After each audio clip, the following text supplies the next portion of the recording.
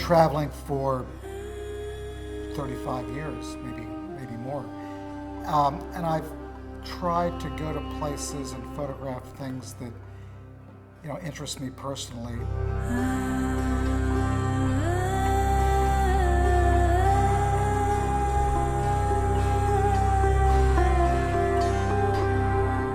I've worked in Lebanon and India and Cambodia and Tibet, and I've concentrated my time on stories and places that I think are important and that have meaning to me.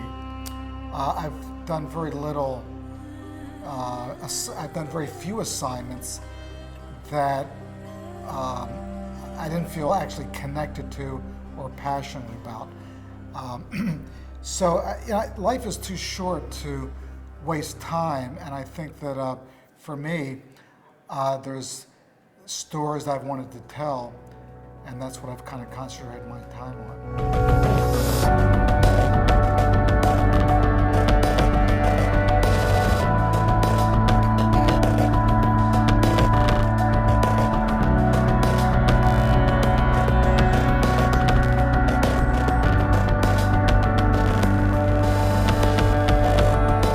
For me, the colors of Asia are unmatched in the world. They're really an extraordinary color palette, particularly in India, where color is a vital part of not only the way of life, but also the religion.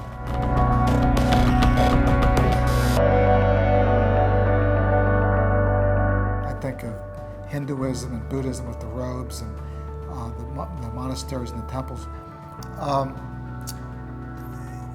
Color is actually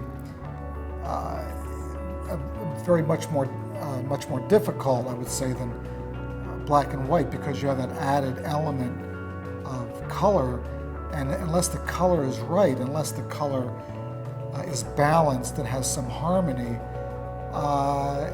it can kind of throw off your picture. It can spoil the picture unless the color is has some sort of harmony.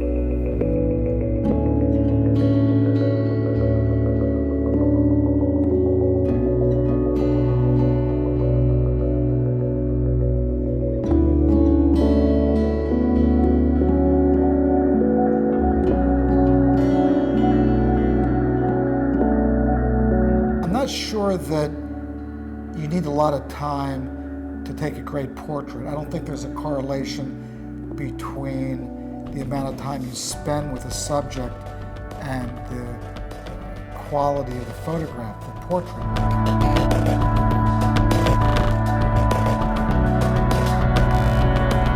I think it really depends on the chemistry, the connection between the photographer and the subject. And this can happen quickly. It can happen within a few moments. If you have a skilled photographer, he can capture an expression very quickly, and I think that the interest and the passion comes through very quickly with the photographer and the subject. This sort of chemistry, this connection.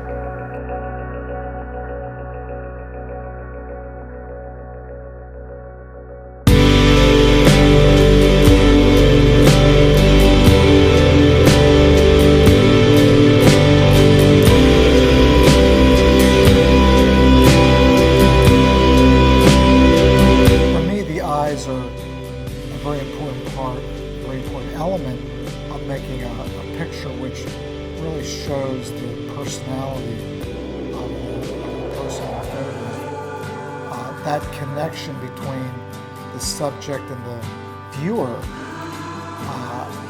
to me, that it's the strongest when you have an expression, some kind of the eyes are included, so you have that personal connection with the eyes.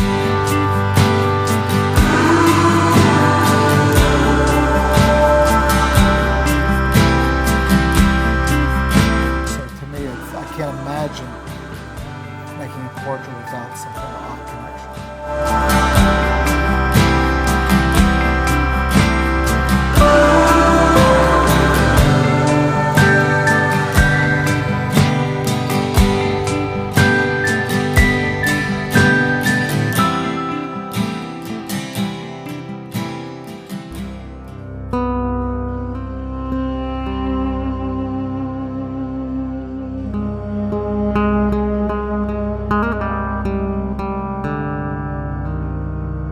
Photographing the Afghan girl in 1984 was unexpected. It happened quickly and within a few moments.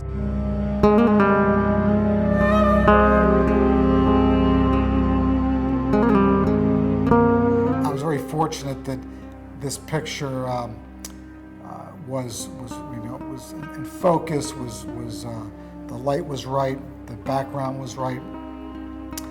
It was one of those rare instances where all the elements to the picture came into alignment. And it's actually turned out to be the most important picture of my career.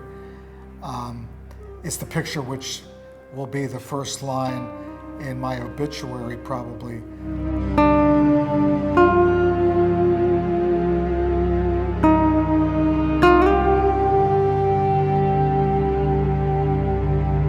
But the best part of the story is that after 17 years, we were able to find her and actually give back to her and help her and make her life better. So, it was kind of it's become kind of a win-win situation. I've benefited from the picture enormously, and we've been able to make her life better.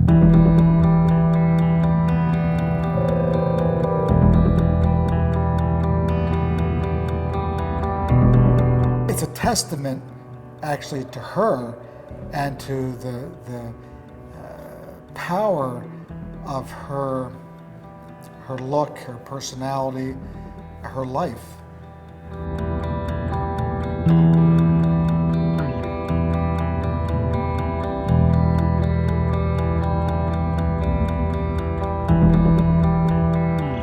The first encounter with the Afghan girl was in a refugee camp outside of Peshawar in Pakistan.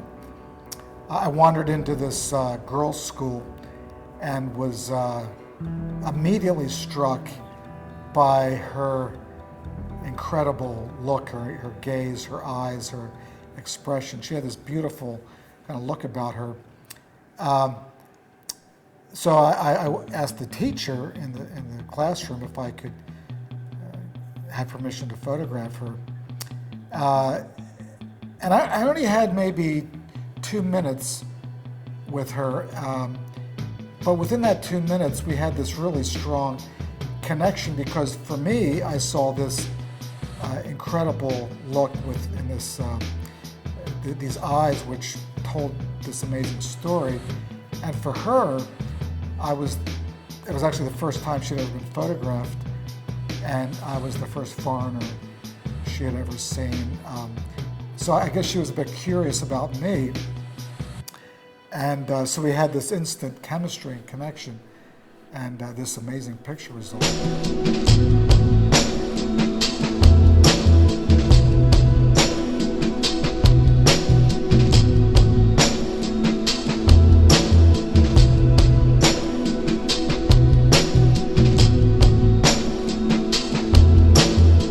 I've been coming to Italy for 20 years or more.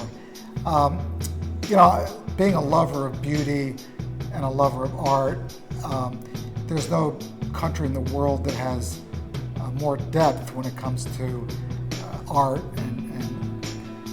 than Italy.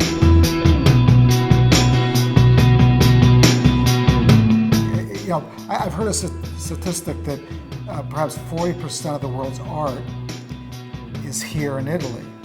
And when I think of Italy, I think of style and flair, and a country that really appreciates beauty and art. When I look around Rome or any Italian village or town, there's always a striving for a connection to the past and to some kind of art.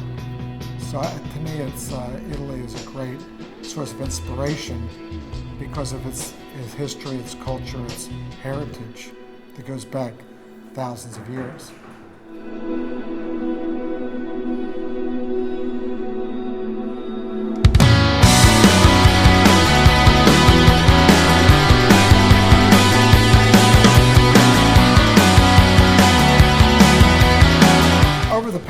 35 years, I've been traveling almost constantly. I spend maybe 10 months of the year on the road.